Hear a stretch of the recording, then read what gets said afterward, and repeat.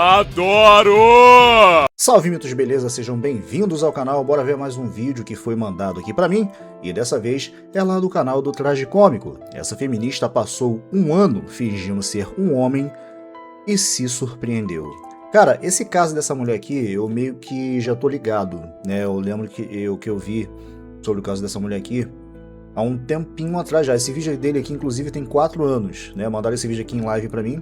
Não sei porquê, eu não sei se a gente tava falando algo a respeito e mandaram isso daqui pra assistir. E eu lembro que o final dela não foi um final feliz, tá? Mas pra quem não viu ainda, não vou dar spoiler, vamos ver juntos pra gente entender melhor esse caso. Então, bora só acompanhar aqui pra, né, infelizmente ver essa triste história. Beleza? Com certeza. Deixa lá que se inscreve no canal, ativa o sininho se você for novo ou nova no canal. Sejam bem-vindos. Ai, que delícia! Haters, a poderosa Black Shark está aqui. Pega e beija à vontade, continue me dando visualizações e aproveita, vai nadar com o tubarão. Vem brincar comigo, vem! E hoje a gente tá com um convidadozinho, né? Só que ele tá ali jogando, então não vai ouvir nada. Só assim pra conseguir gravar vídeo aqui na parte da manhã. Se deixar, eu não ia ter vídeo mais no canal. Sem enrolação, sem demora, bora para o que interessa, direto para o react, é claro, depois da vinheta. Valeu! Alexandre na área. Com a crescente polarização entre homens e mulheres, acentuada radicalmente nos últimos anos graças ao feminismo, uma pergunta tem sido constante nessas extensas discussões sobre a guerra dos sexos. Afinal, o que é mais fácil, ser homem ou mulher? Para as feministas, a resposta tende... Eu acho... Caraca, eu já vou começar falando alguma coisa aqui que não vai... Talvez não goste. Mas, sei lá, mané... Eu acho que eu posso dizer, com praticamente 100% de certeza, que é muito mais difícil ser homem do que mulher. Pelo menos hoje, pelo menos no Brasil, tá ligado? Cuja qual só a palavra da mulher contra um homem, que ela não gostar, por assim dizer, e ela inventar uma historinha, já levam em consideração, tá ligado? A tal da igualdade já passou de longe há muito tempo que elas estavam procurando, porque elas não têm igualdade mais, tá ligado? Elas começaram não tendo igualdade e terminaram não tendo igualdade. Por quê? Porque elas estão com muito mais benefício do que os homens. Ponto. Isso daí é uma realidade. Não adianta você falar, não, mas é que o homem... Mentira. A mulher tem muito mais benefício hoje do que o homem, tá ligado? Mas eu não vou entrar em detalhe. Vamos continuar vendo o vídeo aqui. A ser bem óbvia. É claro que é mais fácil ser um homem. Afinal, nós somos privilegiados, não é mesmo? Mandamos facinho, no mundo, nós construímos uma sociedade voltada para atender os nossos caprichos, enquanto as mulheres são oprimidas pelo patriarcado e destinadas a cumprir o papel de meras coadjuvantes nessa história. Talvez, mesmo que você não se considere feminista, mesmo que você não concorde com o feminismo, pode ser que você ache que isso faz algum sentido e que provavelmente os homens realmente levam uma vida mais fácil graças a todos os seus privilégios sociais. Pois bem, uma escritora feminista decidiu tirar a prova e transformar a própria vida em um experimento social para tentar compreender melhor o universo masculino e documentou todas as suas experiências em seu livro, intitulado Feito Homem. É claro que uma experiência isolada não é capaz de responder completamente a pergunta que eu trouxe, mas ainda assim é interessante conhecer os relatos de alguém que decidiu experimentar na prática essa inversão de papéis. E que é uma feminista, né? Se eu não me engano, é feminista, então... Separou a sua trajetória em 8 capítulos, sendo que o primeiro é voltado a explicar a sua preparação para o processo de imersão ao mundo masculino, além de se apresentar para o leitor, trazendo um pouco da sua vida pessoal, que explica por que ela decidiu fazer esse experimento. Ela também conta de onde surgiu a ideia, que no caso foi de uma vez que ela se passou por homem em uma festa de drags, o que ela chamou de seu primeiro treinamento para se tornar um homem. E ela também explica que, obviamente, o objetivo do seu experimento era se infiltrar sem ser descoberta e que ela queria intensificar ao máximo o seu mergulho nesse novo universo, frequentando ambientes tipicamente masculinos. Por isso, ela se filiou a um grupo de boliche, o que funcionou muito bem para que ela pudesse compreender melhor as relações de amizade entre os homens, o que inclusive nos leva para o segundo capítulo da sua obra, que trata justamente disso. As amizades. Ela explica que sentiu muito mais calor nas amizades masculinas em comparação com as suas amizades femininas, que eram geralmente mais frias. A autora, que se chama Nora Vincent, também sentia uma parceria mais honesta e confiável entre os homens. Falava sobre como eles conseguiam ser simplesmente amigos em seus momentos de lazer, sem se preocupar com o que estavam vestindo, por exemplo. Por outro lado, no esporte, no caso dela, o boliche, eles eram extremamente competitivos, mas ao mesmo tempo havia um sentimento muito forte de união com seus colegas de time, onde eles No caso dos nós homens é isso aí, a gente cai na porrada e 5 minutos depois estamos tomando Coca-Cola e comendo um salgado, tá ligado? É tipo isso aí mesmo, mano. A gente homem é desse jeito aí, entendeu? E eu não posso dizer o que eu vou falar aqui com 100% de certeza, porque eu não sou mulher, tá ligado? Só que, pô, essa parte de amizade realmente, né, quando a gente consegue fazer, não é uma parada que hoje eu tô correndo atrás de, caraca, nossa, eu tenho que fazer muitos amigos. Não, hoje eu não tô correndo atrás disso, não. Se acontecer, aconteceu, né? Eu faço Muay Thai, como vocês sabem, então lá no Muay Thai eu tenho bastante amizade, por assim dizer. Não um amigo assim no sentido de, caraca, vou chamar pro aniversário, agora é da minha família, vai vir aqui em casa direto. Não, não é desse jeito ainda, mas considero eles lá, tá ligado? São os únicos que eu posso falar que são amigos assim, dentro do meu círculo social novo, assim, mas que, poxa, foi uma parada muito rápida, tá ligado? Chegou, aí treinou um pouco, conversou, acabou. Agora viramos meio que amigos, tá ligado? Parece, ao meu ver, olhando de fora, que de fato a gente consegue fazer uma amizade bem mais sincera do que muitas mulheres aí, que muitas das vezes só se preocupam em olhar pra outra e ver se ela tá melhor do que a outra que ela tá observando, muitas das vezes, tá ligado? Isso é muito chato, mas eu posso estar falando uma besteira, como eu falei, eu não estou no meu lugar de fala, falando nessa parte de mulher, mas falando da parte de homem, é uma realidade que eu tô falando aqui. torciam verdadeiramente uns pelos outros. Então ela percebeu basicamente que os homens são realmente competitivos dentro de competições, porém muito fraternais no aspecto social. Nora relata que até na hora de cumprimentar os seus colegas ela conseguia sentir essa ligação mais calorosa, como se houvesse um universo inteiro que apenas eles compreendem e que se traduz até mesmo em um simples aperto de mãos. Outra coisa bem interessante que a autora fez foi testar alguns pressupostos clássicos de que homens são machistas, racistas e homofóbicos por natureza.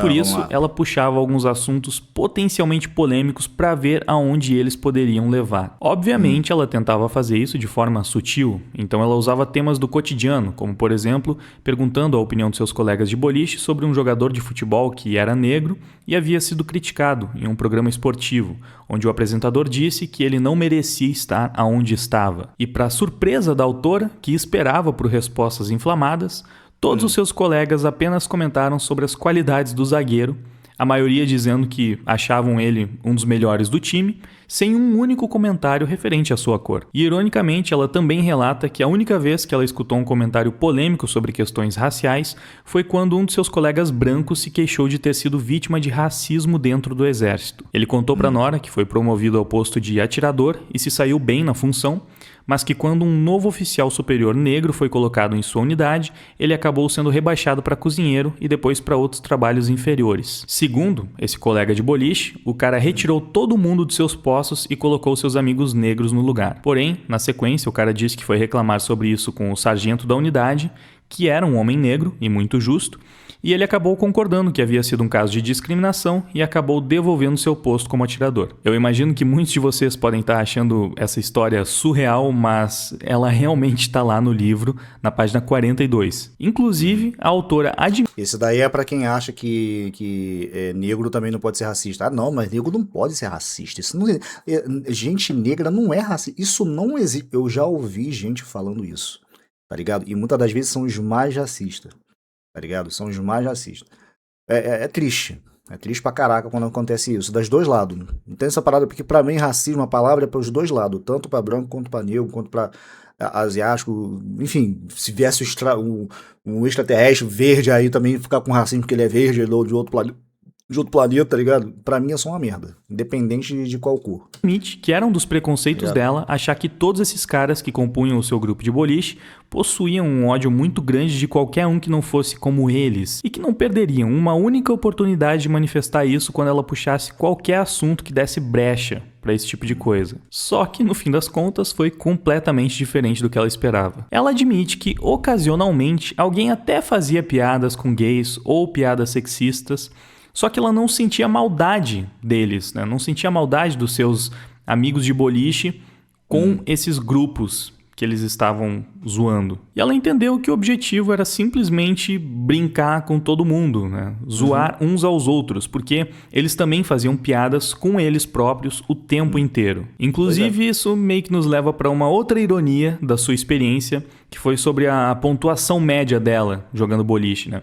Ela era de longe a pior do time e os caras brincavam dizendo que ela tinha sorte de ter entrado nessa temporada, pois na temporada anterior, qualquer um que tivesse uma pontuação como a dela receberia o rótulo de menininha e precisaria jogar 10 frames usando uma calcinha. E enquanto vai contando essas histórias, a Nora explica que o senso de humor é algo muito importante entre os homens e que eles realmente fazem piada com absolutamente tudo e todos. Com Pois é. homens, com mulheres, com ricos, com pobres, com políticos e especialmente fazem piadas uns com os outros, né? Com seus amigos. E ela até fala que alguns desses amigos realmente tinham um senso de humor bem pesado, mas que de alguma forma eles conseguiam fazer com que ficasse claro que era uma brincadeira, por mais pesada que fosse. E já que estamos falando sobre comportamentos possivelmente tóxicos desse universo masculino, Tóxico. sabe o tal do mansplaining? Bom, a autora fez uma descoberta realmente incrível no seu experimento. Ela percebeu que os homens têm o hábito de tentar ensinar coisas mesmo quando estão sozinhos entre eles.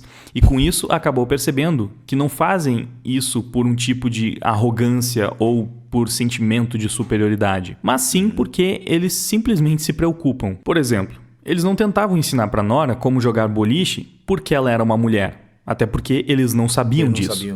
Mas sim porque eles de fato tinham muita coisa para ensinar. E ela falou que, em contrapartida, quando ela praticava esportes com as suas amigas mulheres, ela percebia que quando uma mulher demonstrava dificuldade para fazer alguma coisa, ao invés de tentar ajudar, as garotas que compunham o grupo ou o time costumavam ficar secretamente felizes e comemoravam isso de alguma forma. Ela entendeu que uma diferença crucial entre homens Caraca, é aquela parada que eu falei aqui no início, né? Da questão da amizade, mas infelizmente, pelo visto, isso é uma realidade. Não vou dizer que não dá pra generalizar, obviamente, não dá pra generalizar, mas é aquela parada que eu suspeitava e parece ser real, né? É aquele caso de você pode estar bem, só não pode estar melhor do que eu. E parece que isso daí é uma coisa muito forte entre as mulheres. Isso é muito triste, tá ligado? E eu também falo assim, meio que por experiência própria, entre aspas, não minha, obviamente, mas porque eu observei minha esposa e a ex-amiga dela, e era exatamente assim. A minha esposa, ela, junto comigo, obviamente, na época, até na época que a gente tava na Universal, né? E ela, né, obreira e tudo mais, enfim, né? A gente comentava com ela que a gente conseguiu um carro, e o nosso primeiro carro foi um carro de 2 portas, e ela fazia um textão, dando indireta, mas a gente percebia que era pra gente, mas a gente não falava nada. Eu lembro disso até hoje, que ela fazia um textão no Facebook e falava, porque quando Deus nos abençoar, vai nos abençoar com um carro de 4 portas. Isso depois de eu e minha esposa ter falado que a gente conseguiu conquistar um carro de 2 portas. Foi até um Celta na época, que é o nosso primeiro carro. Aí a casa que a gente conseguiu finalmente construir, aí outro textão, ela não falava isso na cara. E ela também nem comemorava quando a gente tava feliz e tal, ela não falava nada também, ficava quieto, não falava porcaria nenhuma. Mas ela expressava a frustração dela no Facebook. Não, porque quando eu tiver uma casa, vai ser uma casa maior e fora lá do morro, que não sei o que não era nem morro, mas ela chamava que falava que era de morro, não sei o que. Tá ligado? Então, tipo, pô, isso é muito chato, mano. Isso é muito chato. Eu repito, não estou dizendo que todas as mulheres fazem isso, tá? Eu sei que não é a maioria. Quer dizer, eu não sei que são todas, melhor dizendo. Eu sei que não são todas, perdão. Né? Mas, infelizmente, as que fazem isso, mano. Nossa, tem que ser muito infeliz para chegar nesse nível ao ponto de tentar botar a sua própria amiga pra baixo, tá ligado? Ao ponto de diminuir a conquista que ela teve. Isso é muito ruim. Homens e mulheres é que as mulheres sentem muito mais necessidade de manifestar os seus sentimentos através de palavras, enquanto os homens geralmente expressam isso silenciosamente, de um jeito que as mulheres geralmente não percebem. Ela fala que os homens tendem a ser mais práticos e objetivos e que eles parecem nutrir um profundo desejo de ver as coisas funcionando. Por isso eles tentam corrigir o que está errado, sem rodeios ou competitividade. E que isso era algo que lembrava muito o pai dela. Na real, eu acho até que essa é uma passagem que vale a pena ler na íntegra. A autora diz isso aqui: as atenções desses rapazes eram assim, parentais, e realmente me surpreendeu que viessem de membros de equipes oponentes, Paternais. pois era uma liga que valia dinheiro, afinal. Mas eles pareciam ter um interesse competitivo em que eu tivesse um bom desempenho e em me ajudar a ir bem, como se vencer um homem que não estivesse em seu máximo não fosse satisfatório. Eles queriam que você fosse bom, e então queriam vencer você por seus próprios méritos. Não queriam vencer contra um café com leite, nem perder para ele por lhe dar vantagem. Acredito que essa seja uma boa passagem para a gente encerrar esse resumo do segundo capítulo, então vamos para o capítulo 3, que é sobre sexo. Após sua experiência com os amigos do clube de boliche, a autora decide mergulhar no universo das casas noturnas, clubes de striptease e prostíbulos para entender como os homens lidam com essa parte de suas vidas. Aqui, ela conclui que esse universo é muito mais triste e melancólico do que ela imaginava e completamente diferente da fantasia de orgias alucinadas que ela tinha. O que ela sentiu foi que os homens possuem um instinto primitivo, praticamente animalesco, que faz com que eles tenham a necessidade de vivenciar esse tipo de experiência para extrapolar uma série de insatisfações reprimidas. São relações sem vida, sem alma, é tudo muito frio apenas para satisfazer impulsos que ela, como mulher, nem consegue compreender direito. Ela fala sobre como muitos homens realmente não sabem como se relacionar com mulheres, não sabem o que elas querem e alguns simplesmente não se importam com isso. O sexo, no fim das contas, acaba sendo muitas vezes uma mera necessidade fisiológica, como comer e dormir, e ela definiu esses clubes e pensamentos como o subporão da sexualidade masculina. A análise dela foi de que os homens se casam, mas a sua sexualidade não desaparece magicamente em meio à felicidade da vida familiar, e por isso a preponderância de homens casados que correm envergonhados e às escondidas para os clubes de striptease. E aqui vai um adendo do Wagner, né? Ironicamente, os estudos mais recentes apontam que as mulheres já atraem mais os seus maridos do que o contrário, e provavelmente o instinto primitivo de buscar por sexo não é a explicação para isso, já que biologicamente a necessidade da mulher por sexo de fato é menor na média. Talvez a gente precise de um homem vivendo no universo feminino para compreender esse fenômeno. Eu poderia apostar que tem muito a ver com doutrinação ideológica, mas isso é assunto para um outro vídeo, né? Então, bom, depois de mergulhar na vida sexual dos homens, a autora decidiu experimentar também a vida sentimental, vivendo relações mais profundas e verdadeiras. A Nora é lésbica, então não era nenhum sacrifício participar de encontros românticos com outras mulheres.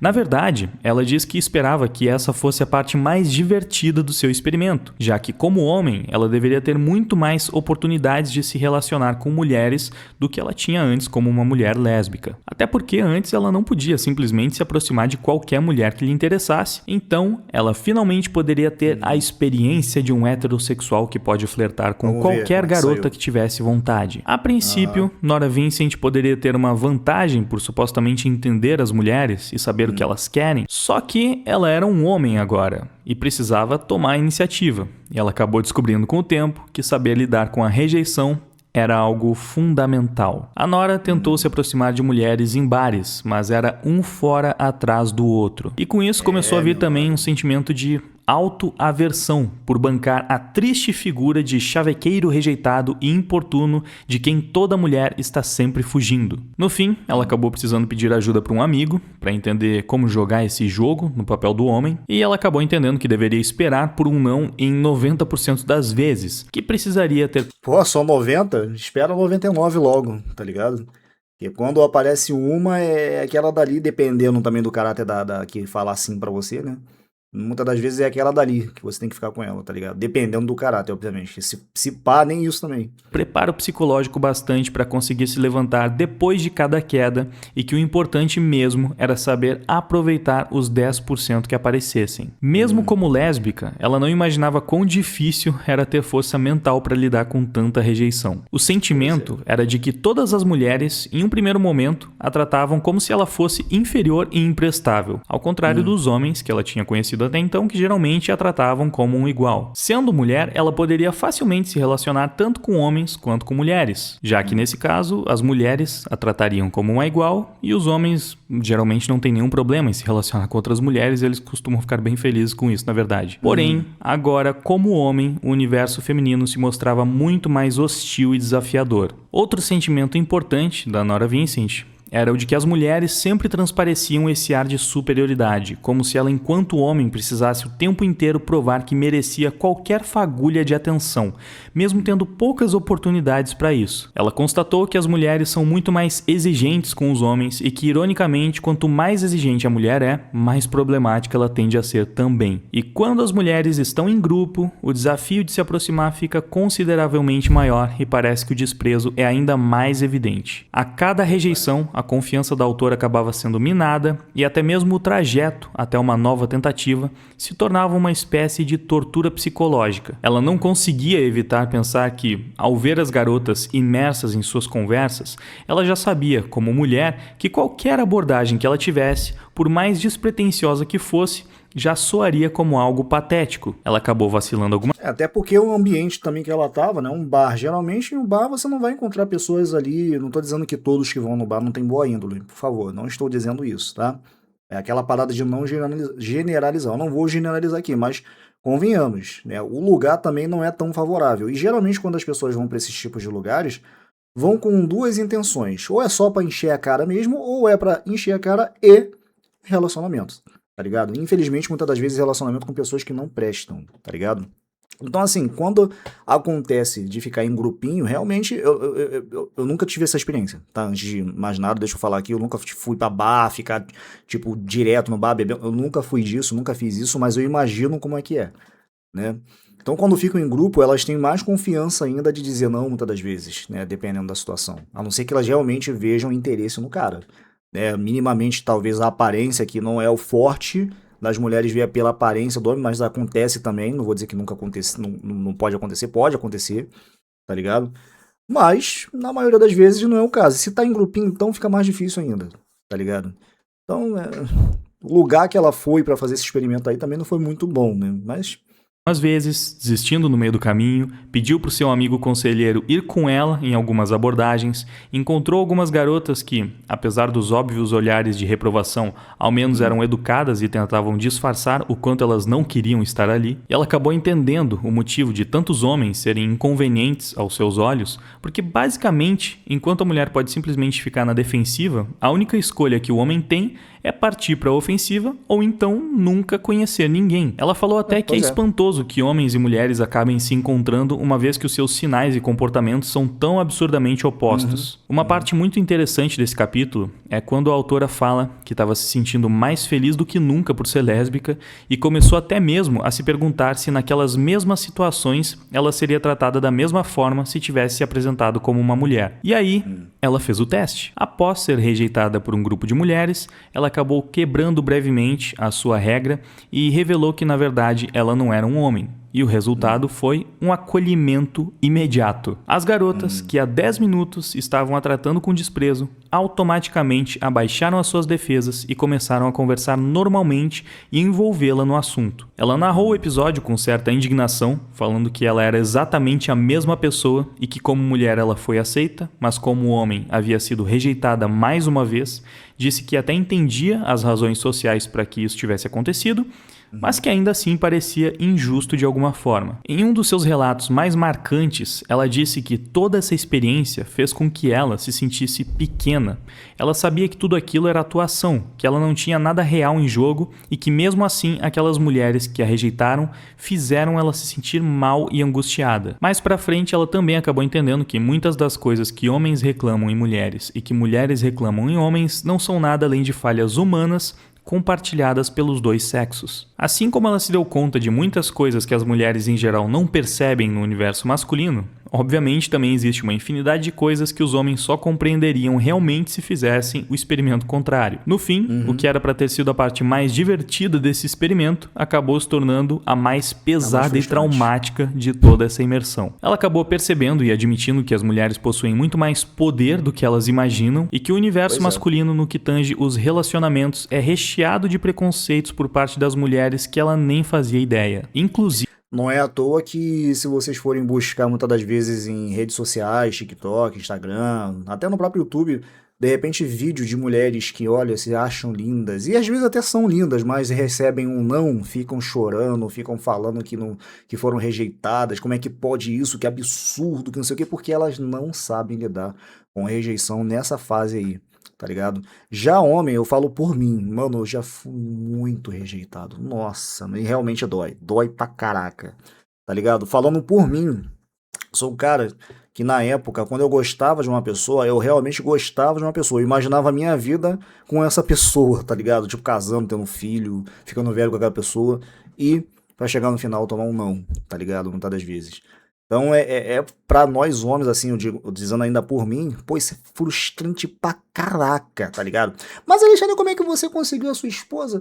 Cara, na real, quem conseguiu encontrar quem foi ela, tá ligado? Ela me viu lá no Orkut, eu já falei dessa história, tá ligado? Eu não tava correndo mais atrás de ninguém, eu meio que já tinha praticamente desistido. Mas ela foi, me achou no Orkut, mandou mensagem pra mim, a gente ficou trocando uma conversa, pra mim não era nada demais, e agora estamos casados, já tem 14 anos. Tá ligado? Então, assim, nesse caso no meu aqui, é uma parada, um caso à parte, tá ligado? Não é uma parada que, olha, acontece direto e tal, geralmente o cara que tem que ir, mas das vezes que eu ia, não dava certo, tá ligado? E eu fiquei frustrado pra caraca, eu fiquei muito frustrado na época, e tanto que eu fiquei meio que, quer saber? Não vou ficar mais me preocupando com isso não, se acontecer, aconteceu, não se acontecer também, dane-se, vou ficar na minha aqui, enfim. E acabou acontecendo depois que eu falei isso, entendeu? Mas um universo masculino nessa parte de relacionamento é muito mais difícil. Nossa. Inclusive, a conclusão desse capítulo é Muito mais difícil que eu digo nessa parte inicial que eu digo, tá? De conquista. Por assim, ainda mais hoje. Pô, o homem só olhar pra mulher já é assédio. Tá ligado? O cara, pô, de repente observando a mulher, porque, pô, tá interessado de fato, não só porque ela é bonita, mas, pô, tá interessado em conhecer. Aí, de repente, é uma mimimi. Ah, ele está me olhando, ele está tendo. Ele está me assediando, eu vou ligar pra polícia. Aí pronto. Tá ligado? Eu fico imaginando se na época dos meus pais fosse assim, mano. Eu nem estaria aqui. bastante surpreendente. Depois dessa experiência não muito romântica de encontros com mulheres no papel de homem, a autora, lésbica até então, passou a admirar de verdade os homens. Na real, é um trecho tão íntimo que eu acho que eu devo ler na íntegra. Mas houve outras razões de a minha temporada como Ned, é o nome que ela deu pra ela mesma como homem, saindo com mulheres, deixar-me com raiva das mulheres. É claro que eu me sinto presa na mesma armadilha que elas. Quando eu era Ned, as mulheres tornaram-se uma subespécie a ser responsabilizada, assim como, para essas mulheres, os homens tornaram-se o adversário do mal. Eu fiz o que eles faziam e vi como era quase inevitável quando se é oposto, ainda que, é claro, eu não fosse. O cérebro armazena os dados em categorias, mas eu estava nas duas categorias ao mesmo tempo. Eu estava zangada porque queria que elas se comportassem de um modo mais razoável. Estava zangada porque queria tirar conclusões de uma maneira mais razoável. Sair com essas mulheres, como uma mulher disfarçada, era como olhar uma dúzia de versões diferentes de mim mesma e culpar cada uma por seus defeitos femininos específicos, e saber que eles são meus também. Usando roupas de homem, eu podia escapar da armadilha por um segundo e dizer: isso não sou eu, isso são as mulheres, com M maiúsculo. Feministas com F maiúsculo. Eu não gostava dessas mulheres e das mulheres em geral porque elas, nós, se tornaram presas por necessidade do autointeresse e do chauvinismo. Tornei-me misógina durante algum tempo, porque no início não esperava nada dos homens. Nada que eles fizessem era bom, porque como muitas mulheres, no fundo, eu não achava que os homens fossem capazes de muita coisa. Nesse aspecto, eu era tão má quanto as mulheres com quem eu saía. Ned conseguia se sentir bem a seu respeito e a de seus amigos porque era um cara simples, não se esperava muito dele.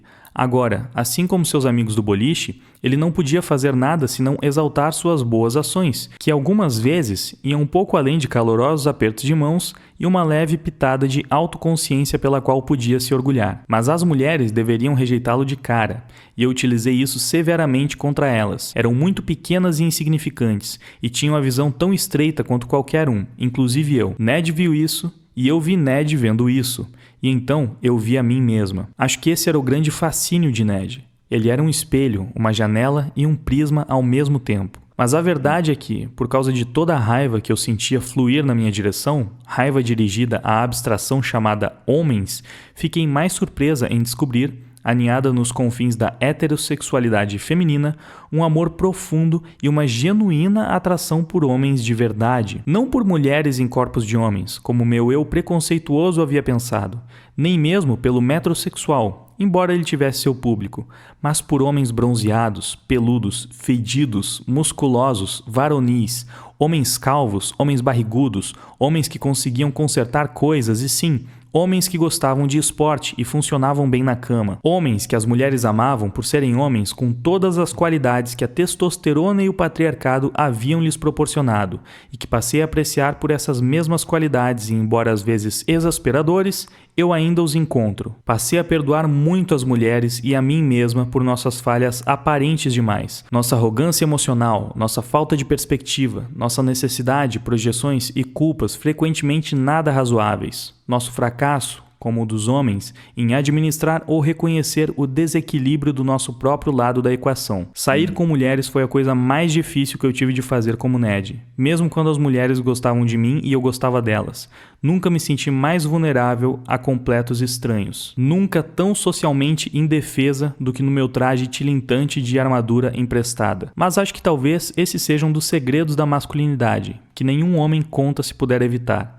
Toda a armadura do homem é emprestada e 10 tamanhos maior, e debaixo dela ele está nu e inseguro e esperando que você não perceba. Bom, como vocês podem notar, muito parecido com o caso da mulher que fez o documentário Red Pill, essa era mais uma feminista misândrica que após passar um tempo no universo dos homens, acabou pegando raiva do próprio feminismo, e essa aqui, Nora Vincent, por ter tido uma experiência mais imersiva, acabou pegando ódio até mesmo das mulheres em geral por um tempo. Ela acabou percebendo várias outras falhas do feminismo ao longo de toda essa experiência de relacionamentos, e sinceramente daria para fazer um vídeo inteiro bem longo só sobre esse capítulo. Inclusive vocês entenderiam melhor que a misoginia dela não veio só das incontáveis rejeições, mas também das vezes que ela conseguiu se relacionar com algumas garotas, porém ela nem conseguia passar de um primeiro encontro, de tão ruim que era. Ela acabou se dando conta que as expectativas que o que ela chama de feminismo moderno coloca sobre os homens é simplesmente impossível de ser alcançada,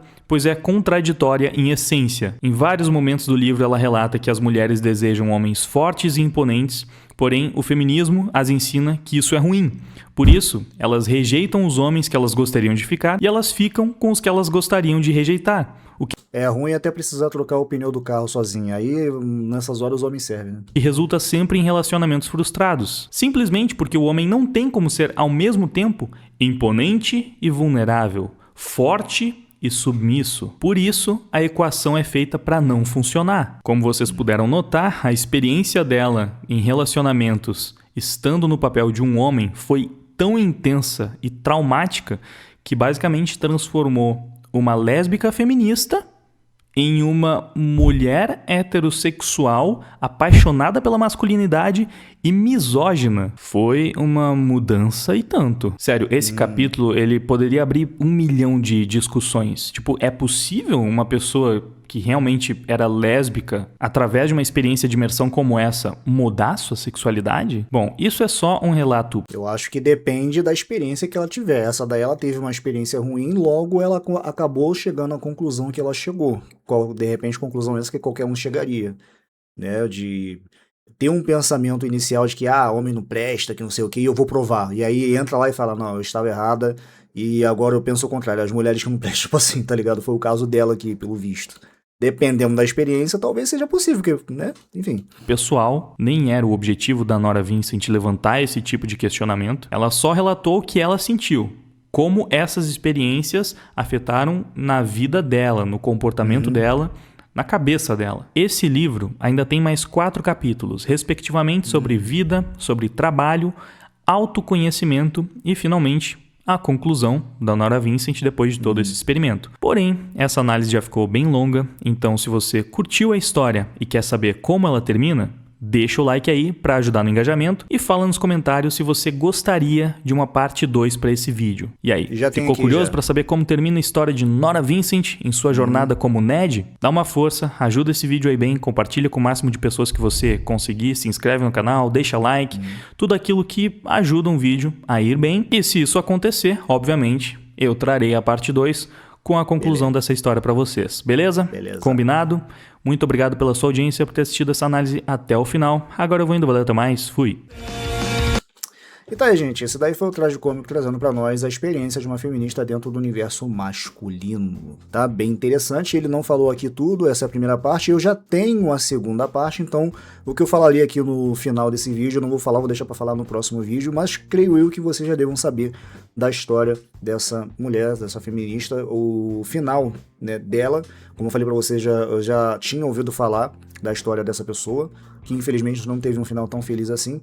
tá ligado? Mas a gente vai ver no próximo vídeo, eu não vou dar tantos detalhes do que eu ia falar agora, mas falando a respeito de que até onde ela chegou aqui, até onde o Wagner falou, é isso, mano. Não tenho o que falar, não tenho o que contestar aqui, porque é uma realidade, tá ligado? E a gente, eu falo de novo por mim, obviamente, mas eu acho que eu posso falar pelos homens também, que a gente tem muito mais dificuldade. A gente tem que ter muito mais trampo, é muito mais trabalho de conseguir muita coisa. E no que tange ao relacionamento homem e mulher, isso daí muitas das vezes, dependendo da situação do cara também, e a aparência também, vamos botar assim, como eu falei, não é o que muitas das vezes as mulheres buscam, mas ajuda um pouquinho também se o cara é bem cuidado, obviamente, tá ligado? Mas se o cara ele tem uma boa aparência, ou se ele tem uma boa condição financeira, muitas das vezes isso tende a melhorar um pouco. Mas quando o cara não tem nem aparência, nem condição, não condição financeira no sentido de, caraca, eu sou rico ou tenho uma condição financeira foda pra caraca que eu posso ir na rua agora comprar qualquer carro, não.